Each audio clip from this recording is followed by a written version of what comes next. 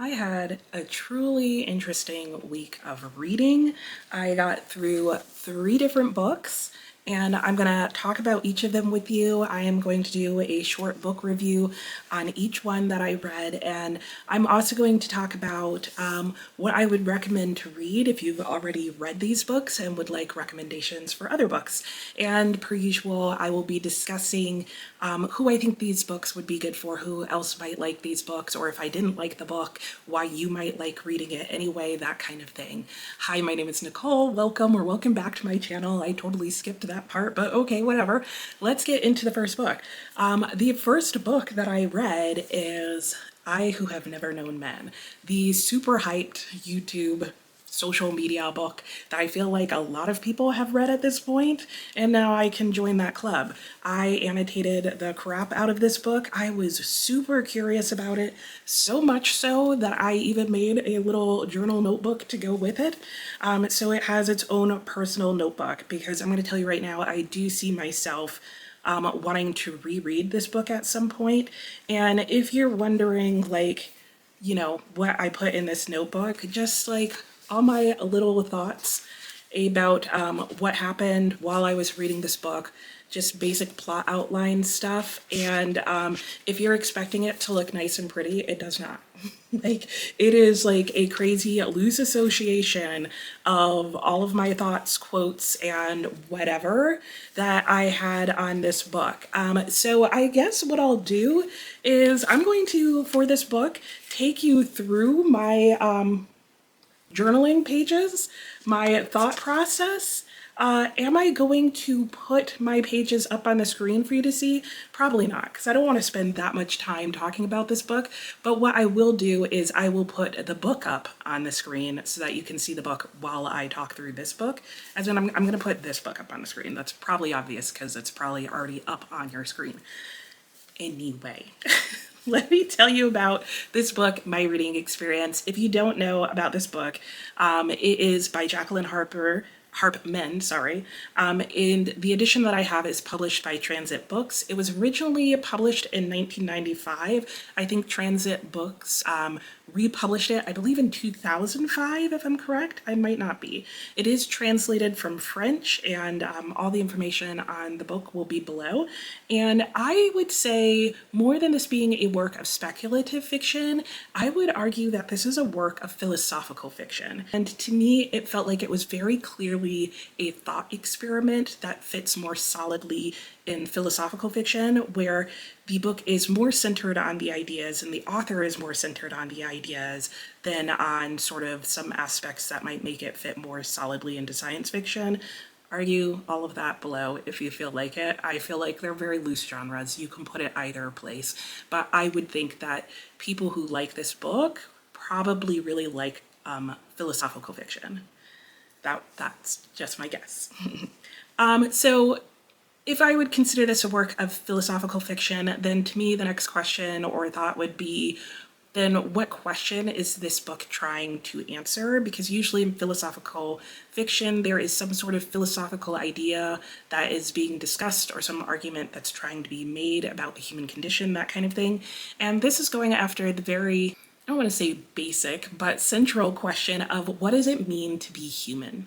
I would also categorize this book as a work of modernism. It has a lot of hallmarks of modernism as a literary movement, including isolation, isolated setting, a non-linear timeline. There is a limited narrator perspective instead of an omniscient narrator or something like that. And the vast majority of the book is focused on the interior life instead of like exterior life and exterior actions, even though you do get some of that in the book. It's best to talk about what it's about by talking about how it starts. And it starts with 39 women and 1 youth who are all living in an underground cage inside what they believe is a bunker.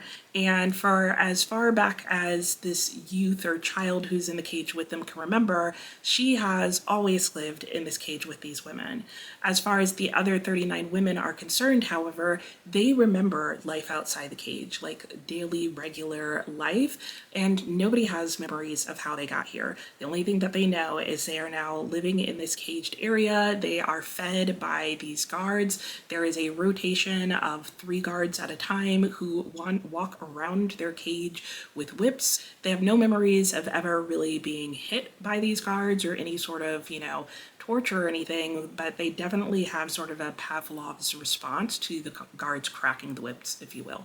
And the story goes on as the young girl who is in the cage with these women kind of has an awakening where she sort of self-realizes, become conscious and aware of herself and her surroundings, and starts to figure out her place in the world with these women, and the women start to try and figure her out more as she's coming of age. And then a great event happens where suddenly everything changes and the women find that they're able to get out of their cage, and the story goes on from there.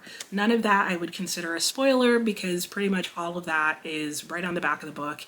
If you hear anything about this book, you're going to find out that much.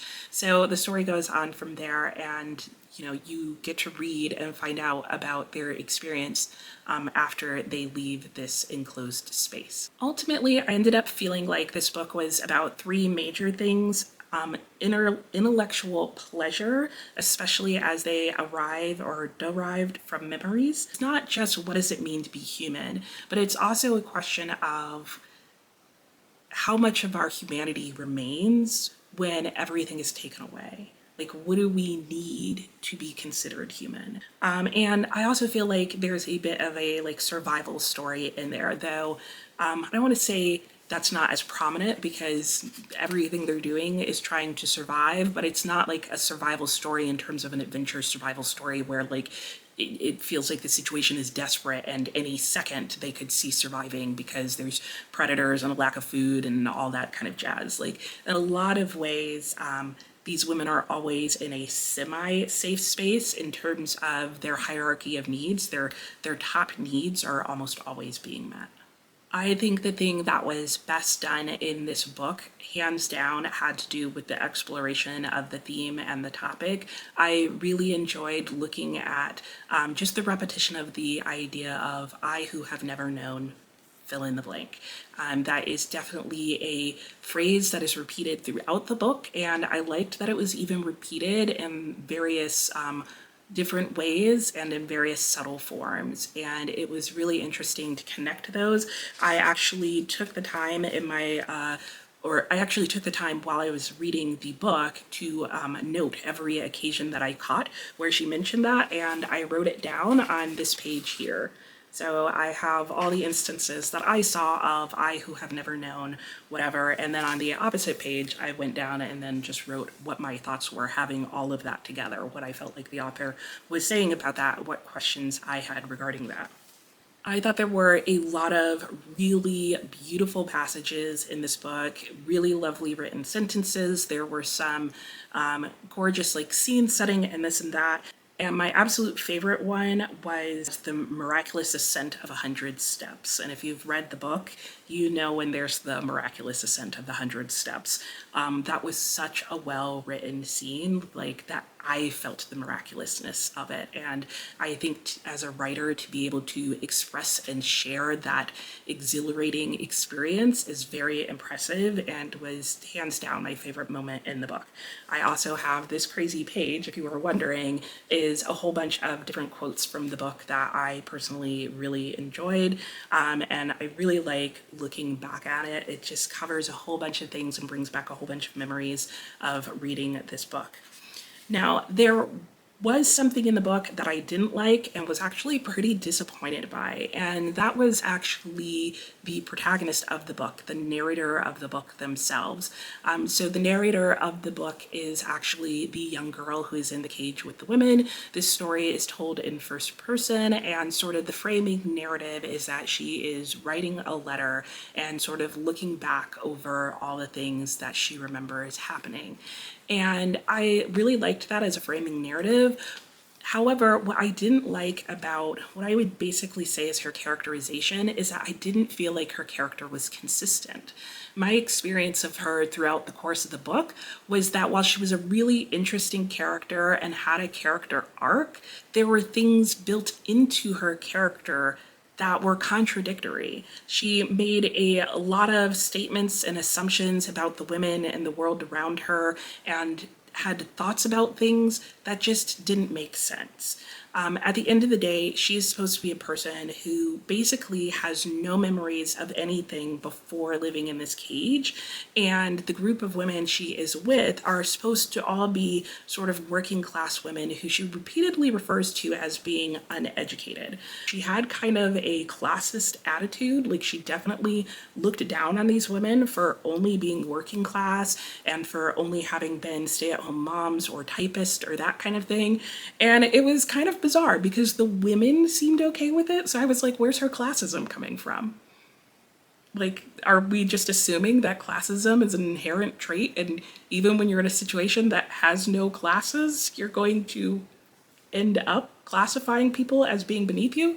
It was an I don't know. I don't know how to explain that in the book, but it came up multiple times. She also had some very unique and interesting thoughts and connections and associations with works of literature that it seems like she had never read, because obviously for quite a while she didn't have books. And then when she did finally have books, they were mostly on astrophysics, but she referenced Shakespeare multiple times in the book. And her level of writing and her ability to read also didn't make sense. Maybe I'm overthinking it, but that was like my one gripe with the book. I have to be honest, I disliked that aspect enough that it took the book from what possibly could have been a 5-star rating for me down to a 4-star. I really think it was noticeable that it was inconsistent, and I feel like it's something that really needed to be corrected in the book, even though it would have taken a lot of editing to correct that, because it was throughout the story, this inconsistency within the character herself. That said, I think it's a really good book, and I would definitely recommend this book to others. So I would recommend this book to anyone who likes philosophical fiction, though you would probably also like it if you like speculative fiction. If you are here for some of the science fiction aspects, or to have the question answered, why are they underground and what happened, you are not going to get those answers. Do not read this book for that reason. You will be gravely disappointed. If you are the type of person who likes things to be open-ended and not have all of your questions answered, you will probably like this. If you like nonlinear timelines and books that, you know, the whole story is kind of a reflection and looking back at the past, if you like character studies, that kind of thing, then you will probably really enjoy this book, especially if you like looking at the idea of what makes us human, what makes us who we are, what are the necessary qualities to be considered a human being on a character internal level. I think this is a really good book for that, and for that reason I can see why there's so much hype surrounding this book. As I already shared, I definitely see myself rereading this book at some point in the future, but I would go back to it for the ideas, not for the characterization. That said, I should also say I would read more by this author. I do like her writing style. I do think it's beautiful. The only thing that frustrated me about it is that it didn't make sense that this narrator ended up with such beautiful writing. I feel like that's something that is honed and that people struggle with. And did she have a lot of time to work on it? Yes, but I think it takes for granted how much of writing as a skill is not just something that's intrinsic and that is taught and learned over time, often with the help of others and feedback. If I read more, I already have Orlanda, which is written by Jaqueline Harpman. I plan on reading that, and in looking it up, I also found that she had a collection of novellas called We Were Forbidden that also looks at the question of like what happens to people when they are forbidden something. So there's, I believe, 3 stories in there. One is about a person who's in a forbidden forest. Another one is about a person who is forbidden to question dogma. And the third is someone who is in a romantic relationship. I'm assuming that, or I think they're in a failed marriage. So I'm assuming it's questioning like what happens when you're forbidden love, or when you have a forbidden love, or when you're forbidden to divorce. That one, it didn't really share what was being forbidden, but I'm intrigued by that idea, and I like how she explores themes, so I'm pretty sure I would like that novella collection. Other books that I have read that I feel like there are similarities between those and this book would be Convenience Store Woman. If you like this book because you like the feel of otherness and how the character does not feel like she belongs and struggles with that, I think Convenience Store Woman has a very similar character who has a very similar experience of that, though in different ways as well. I think atmospherically, the way the story was told had a very similar feeling to The Memory Police. I think this explored the interior life in a similar way to My Year of Rest and Relaxation, though the characters are vastly different people. And if you like looking at the idea of what does it mean to be human, or looking at some aspect of what makes us human, I could recommend The Inevitable, What We Tried to Bury Grows Here, and Under the Eye of the Big Bird. I think all three of those books look at some aspect of what does it mean to be human and to experience life as a human. And then if you liked this book and how it explored memory and identity and how those two things are connected, I think Piranesi would be another good book to continue exploring those ideas with. So those would be my book recommendations if you're looking for books that don't read exactly like this, but maybe touch on a particular theme that is brought up in this book and explores it further. Someday I would like to read the following books because I feel like they would in some way be similar to this book. At least that's what my library has told me. One of them would be Our Wives Under the Sea. Monstrillio, though I don't know if I could handle that book, but if I could, I feel like that would be another one that I would really enjoy. I don't know if that's the right word for it. And then the third one would be the Canticle of Lebowitz, and I'm looking at my little journal down here. Maybe I should hold it up so I don't look like I'm like just reading off the floor. And then up next, what am I planning on reading that would be similar to this? Well, it would probably be the couple of books that I own, which would be Orlanda, if I wanted to read more by this author soon. I already own that. And two other books that I feel like would kind of explore the same themes in this one, again, according to my library, would be Earthlings and Tender is the Flesh. Not sure about that last one, but that's what my library told me this book would kind of read alike in some manner, somehow, some way. I'm doubtful, but let me know if you agree. Okay, up next, moving on to the next book I read, I decided to stay with this idea of like memory and consciousness and to just keep thinking about things related to that. So I decided to move on to Notes from a Coma. This is by Mike McCormack, and yeah, this book was not at all what I expected it to be. This is a work that I would consider to be a work of speculative science fiction, where you're taking an idea, you're kind of pushing it to extreme, and science and technology is actually involved in what is going on, even if that's not a huge major part of the plotting of the book. So let me tell you what this book is about. This book tells the story of J.J. O'Malley, and he is an orphan who has been adopted by a bachelor and has grown up in a small Irish village. And the other thing that we know about him very quickly into the book is that he is also a genius who is characterized by those around him as just thinking too much. There is a tragic event that occurs at some point in his 20s is what it seems like. And after that point, his life kind of spirals out of control. So he decides to become involved in a radical experiment that is looking at a new form of punishment in the EU penal system. And the basic idea of this experiment is that rather than imprisoning people for, a period of time, what would happen is that for 3 months at a time, you would take these people and you would put them into a coma for 3 months, and then you would just allow their sort of brain waves to be monitored as well as sent out over the internet.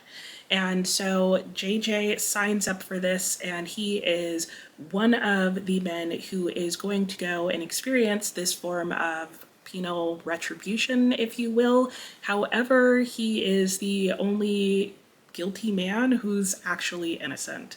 And as the story goes on, it sort of explains why he is involved in this experiment and allowed to be involved despite the fact that he's committed no crime. So I think one of the most important parts of this book is understanding how it is structured, and that was something that I was not expecting, even though the back of the book honestly did kind of explain that if I had have just been paying more attention. I think I got so caught up in the explanation of like this like coma situation that I ignored pretty much everything else the back of the book told me. So this book is told in multiple points of view. It is told in a storytelling style that I'm finding I actually really enjoy, which is we learn about a person through everybody but that person. So we are told about who JJ is, his life, and how he came to be involved in this experiment by everyone else in his life, including his adoptive father, his girlfriend, his next door neighbor, the family and friends of his best friend, the, I think, guy at the local bar as well gives his 2 cents, the sort of social worker type media person that surrounds him, and it's told as a series of interviews to, I don't know, I never figured that out, even if it does say. I don't think it does say. And in addition to that, the story is also told by footnotes. So I'm going to tell you right now, if you are one of those people who hates like footnotes in your fiction books, you might not like this. The story starts with a full page footnote and then goes into the first interview. Like, no joke. I read the first page and I was like, oh, that's what we're gonna be doing here? yeah, that's what we're going to be doing here. And I wouldn't say that every page has a footnote, but quite a few of them do. They never cover more than, like, I'd say a third of the page, though they will sometimes go on for multiple pages. And I was okay with that. I wasn't expecting that, but I was willing to take it. It was a struggle to get into, though, and I'll get to that in a moment when I talk about things I didn't like, but let's stay positive for now. So before I get into what I did and didn't like about this book, I do want to share what it's about, and I would say it's about a couple of different things. I think it's about perspective and like how we see and view other people, how you see yourself. It's about deep thinking or the lack thereof, like both of those are discussed. And it's also about the role of technology in shaping our society, trends, fashions, who we idolize and or worship. It is about memory and identity as well, which is one of the reasons that I wanted to read it after having read I Who Have Never Known Men. And it's also about humanity. Are we human if we can't think? Are we alive if we're not conscious? And what is consciousness? And yeah, these were all explored in this book to like varying degrees, and I enjoyed the exploration of them. Now, going back to what I liked and what I didn't like about this book had quite a few pros to it, quite a few things in it that I personally liked. I did like the multiple POVs. I liked the way that we got to learn about our character through basically the village, like everybody who knew him, like from growing up. Oh, because we do get his like elementary teacher or something like that as well. To the point where, like I said, I think he's in like his early 20s and in the current timeline, because since people are telling you and sharing with you everything they know about him, you do get a lot of going back to like his childhood and when they first met him and how they've known him over the course of his life and all this and that. Another thing that I really liked about this book was sort of the way that in their telling his story, it kind of slowly unravels the whole narrative. Over time, you get a sense of what is the story that they're trying to tell you, what are they trying to explain, because initially it's not clear. Initially, you're just being introduced to this person and you're getting what seems like unconnected like thoughts and stories about him, but you don't really know why. And I really loved following the stories and figuring out like, oh, why are they telling me this? Oh, okay. And it does become clear over time why they are sharing this story with you to a certain extent. I also thought that the sequence and the pacing of the story was really good. So overall, I did like the plot. I really did feel like I got to know some of the characters outside of JJ, even as they told stories about him. And it was interesting to see how they also unintentionally characterized other people in the book as well. Now, if there was any part of this book that didn't work as well for me, I think it has to do with the footnotes. And it wasn't the footnotes themselves. It wasn't that there were footnotes in the book. It was just that the footnotes, especially at the beginning of the book, were a really heavy lift. I really had to slow down and think about it and look up definitions of words just to even understand what the footnotes were saying. And I'm not sure that I ever 100% understood how the footnotes related to the main part of the book. I did eventually, like towards the end or maybe halfway through the book, and it's not a long book, but I would say the footnotes in the first quarter to a third of the book, I'm gonna have to go back and reread at some point to see if I understand them better now. So this is definitely a book that I feel like, regardless of my rating, I need to read twice just to see how I really feel about it. The vocabulary in the footnotes was definitely higher than my everyday vocabulary, and it was talking about thoughts that I was like, I don't even know the subject what we're talking about yet. So the footnotes right off the bat were a really heavy lift. They felt very disjointed from the main part of the story or what I was expecting out of this story. And because the first thing you start with is the footnotes, I think it actually made the book kind of hard to get into. And when I first started it, I wasn't really looking for a more difficult read. And so I almost switched books to come back to it later. But then I decided, well, let me just read the actual narrative, chapter parts of the story first and maybe skip the footnotes if I need to. I didn't skip the footnotes, but I did keep going, and I'm glad I did. I did get to the point where I was like, okay, I'm gonna read the footnotes whether I understand them or not, and I'm just gonna mark the ones that I don't understand. So I do know exactly what footnotes I need to go back and reread, and it's basically all the ones in the first quarter to a third of the book. So that was kind of a negative to me. I do like to at least semi-comprehend what I'm reading as I'm reading it and not have to go and sit down and take notes on a note in a book I'm reading. I don't mind if that happens occasionally, but happening at the beginning of the book for a very long time is not a pleasant reading experience for me personally. You may like that. I did not. I ended up giving this book 3.5 stars, and not just because of the footnotes, but I think what happened for me is that while I got to know a lot about JJ and that kind of thing, I wanted more about what was going on with the penal system and the coma trials and people's reaction and response to that. And that's all in the footnotes that I feel like I didn't understand at the beginning of the book. And it continues through the footnotes and it became more clear as the book went on. But I think just lacking that understanding, it was hard for me to rate it higher. So take my star rating with a grain of salt because that's what I'm doing. I'm just telling you how I feel about the book now. I do plan on holding on to this book even though it has a low star rating and rereading it at some point, or at least rereading the start and seeing if that improves my star rating. However, that's not going to happen right now, so I'm going to leave it as is. I'm not sure if I rated it on the story graph. If I did, I think I'm actually going to remove my rating because I don't feel like it's fair to give this a public rating yet, like an actual star rating, without being able to have said I fully understood the story. And I don't even know that I could say that the story is not understandable. So hopefully that makes sense. That's just how I would consider rating a book. If I think there's a possibility the book could be understood, even by myself, then I would potentially give the book a higher rating. I would just take into account the difficulty in a review of the book versus the star rating. I don't know if any of that makes sense. Anyway, moving on to whether or not I would reread the book. Like I said, I would recommend it to somebody who doesn't mind a difficult book and doesn't mind a sort of split narration. And it would have been nice to have a little bit more information about who was interviewing these people and why there were footnotes to this document, if it was a document.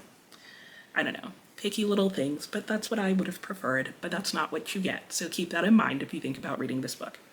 I felt like this book somewhat read like The Memory Police and I Who Have Never Known Men, more just because of the conversation having to do with memory and how that informs who we are. I would someday like to read a memory called Empire because my library suggested that as a read alike. And when I read what that book was about, I was like, oh, I don't know if it would read like this, but I do want to read that now. And if I was going to read another book immediately following this on the same topic that I feel like it would also read alike or would just be a good follow-up book for me, that would be Tell Me an Ending. And that is a book that I think is going to look at a similar theme of memory and identity because people have elected to have their memories removed. So you also have that same issue of technology, and they now have to decide whether or not they want the memory that was removed back. And I feel like that touches on some of the issues that JJ has to deal with in terms of going into a coma and having his memories and just how that affects his thoughts and who he is. So I have to be honest, it was a good book. It just was not the book that I was expecting. And so I think that's partially reflected in my star rating as well. Hopefully I've given you enough of an idea of what the book is actually like, especially in terms of its structure, that you might go into the book with a better understanding. I think the main takeaway would be that you should go into the book knowing that the main narrative of the story is just going to be about JJ and how he came to make the decision and be involved in this experiment, and that everything else related to the experiment and the effect on the population and all of that is footnoted. Maybe that's intentional. I feel like that's very there's some message in there. Okay, and the final story I have to talk to you about is The Never Ending Story. And this was not on my TBR at all. This was a wow, those were two pretty heavy books about pretty heavy topics, and I now just need something that is going to make me feel a little warm and cozy inside. And this did to an extent.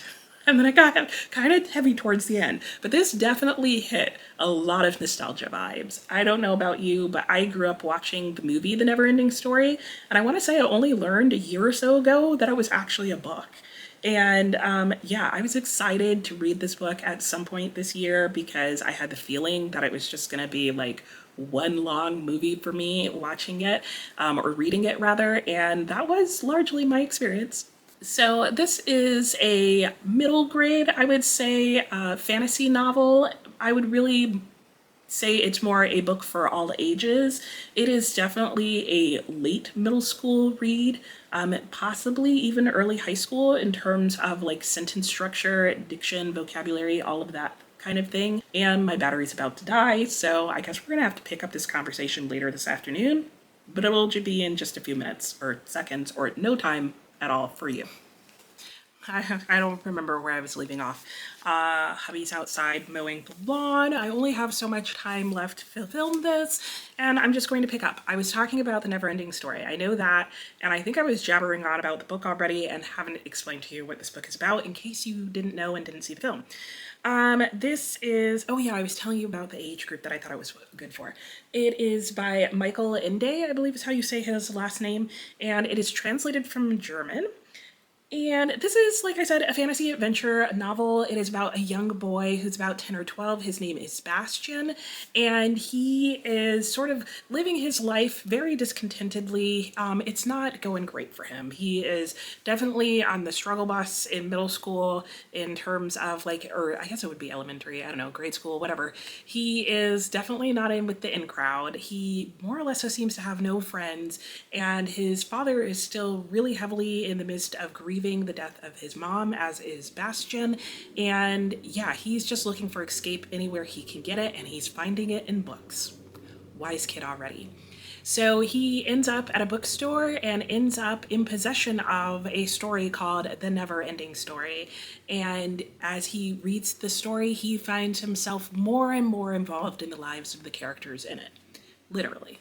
This is a great book about stories and storytellings and embedded narratives and books within books and stories about books, and it gets very meta in the most delightful way ever.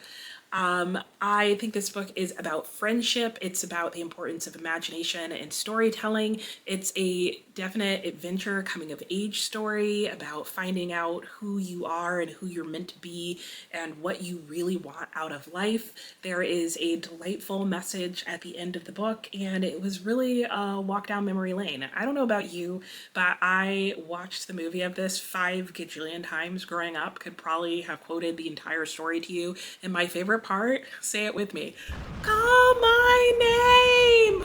That was my absolute favorite part of the movie. There were a lot of other good parts, but I loved that part of the movie. Don't ask me why. I think I was a traumatic child. I don't know. Anyway, I really enjoyed reading this book. There are delightful sort of introductory pictures to each chapter that I really wish were in color in this book because they look like lino prints or something like that. I think that's what they're called.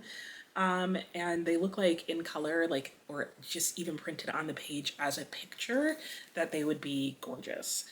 What else do I want to tell you about this book? I guess the things that I loved about the book. Well, in fact, before I get into that, I do want to mention, if you have seen the movie, that the movie only covers half of this book, which I was really surprised to discover. There is a whole half of this story that I never knew. What did I love about this? I loved revisiting all the characters in this, from Bastion to Atreyu to Falkor. I love Falkor. In the movie, Falkor is amazing. In the book, he's equally pleasant and just wonderful. And yeah, just hearing more about each of their stories. I think if you liked the stories and the characters in the movie, you're going to get even a little bit more of them in the book in a really great way. And I think the other amazing part of reading the book instead of just having the experience with the movie is you get to stay in Fantastica even longer. There really is like a whole nother side to this story that I just never knew or heard. And so I was really delighted to find out that there was more to the book than the movie. Yeah, I just really enjoyed the book. I liked the writing style. I was expecting it to be like just solidly like younger middle grade fiction. And so it was a pleasant surprise to find that it was actually written at a pretty decent reading level. And so I think reading it as an adult is a really nice experience, even if it's your first time reading it and you don't have nostalgia vibes with the book itself and only with the movie or whatever. And it would be really more fun to read it as a child and then again as an adult because I could see how you would just pick up very different things. I'm actually kind of sad to find that I didn't know about this book as a kid. When I was a child, I would have absolutely loved this book. So I don't know how I missed out on that. Was it translated into English when I was a kid? I'm sure it must have been. Anyway, yeah, I have a lot of positive things to say about this book. I really liked and loved most every element of it. The only thing that was a negative in this book for me, and it's hard for me to even say if it really was the book itself, it felt like the story was too long at a certain point. I really struggled with the fact that the story was still going. I really kind of wanted it to end at him calling her name. And spoiler, it didn't. And so that said, however, it's really hard for me to say that that was a pacing or book problem and not just my own personal expectations. So despite struggling with the plot at the end of the book, I still gave this book 4.5 stars. I really did enjoy it. I really did like it. I really do want to go back and revisit it. There's so many things that I wanted to pay more attention to and to think over longer and to re-experience. The nice part of this book is that each chapter is almost its own separate adventure. So if you had specific ones that you really enjoyed, it would be pretty easy to pick up the book and just reread your favorite adventure. And then there's also like open-ended stories that are mentioned in this book. And yeah, that was my experience with this book. I would recommend this to anyone who's seen the movie and loved the movie and wants a book version of the movie. Here it is. I would say the movie, honestly, in my opinion, is just as good as the book. I think you get different things out of each of them. And I think especially given the time period when the movie was made, like, can we have that redone? Like, can we get a modern version of that? Because I think that would be so much fun. And it's time. Like, everybody who watched that a gajillion times as a child is now a paying adult. Anyway, I think if you like stories that are adventure stories featuring fantastic places, or if you just like fantasy adventures in general, I would really suggest this book. And if you know, are a child on the inside or love books, this is a really good book for you. Talking about things that I would read or reread, that kind of thing, would I reread that book? Absolutely. And like I said, like I would probably reread it in its entirety one more time, and then after that I would probably just go back and reread like my favorite passages and then my favorite chapters, which were like different parts of the world. If I read more by this author, because he's actually quite a prolific author, I think the next work that I would read by him would be Momo. Everybody that I know who has read his work and knows of other works of his, they all seem to be like, Momo was so good. It's my favorite that he's written. It's better than the Never-Ending Story, which I'm like, wow, that's pretty high praise in my opinion. And there are a couple other works of his that I would also be interested in. Not all of them, from what I can tell, have been translated into English, but Momo, I believe, has been. So that is definitely the next one I am personally keeping an eye out for. Other books that this reads like, I would say if you like the type of fantastical world that exists in the Phantom Tollbooth, you will probably like this book. Between the Phantom Tollbooth and The Wizard of Oz, like those were the two books that kept jumping into my mind. I feel like the characters in this book feel a little bit more like the characters in the Phantom Tollbooth than they do in The Wizard of Oz, and that the tone is a little closer to the Phantom Tollbooth, just sans all the puns. But yeah, Phantom Tollbooth, Wizard of Oz, Alice in Wonderland, Lion Witch in the Wardrobe, like all of those, you know, childhood adventure stories where somebody goes through to a really fantastical and imaginative place. That's what you're getting in the Never-Ending Tollbooth. Wow, someone write that story. The Never-Ending Story. I also felt like there was an aspect of this that reminded me of The Lord of the Rings or The Hobbit, just in terms of that whole like fantasy adventure where you're going on a journey there and back again, and you know, you have this goal in this mission and that kind of thing. It's definitely that type of classic fantasy story.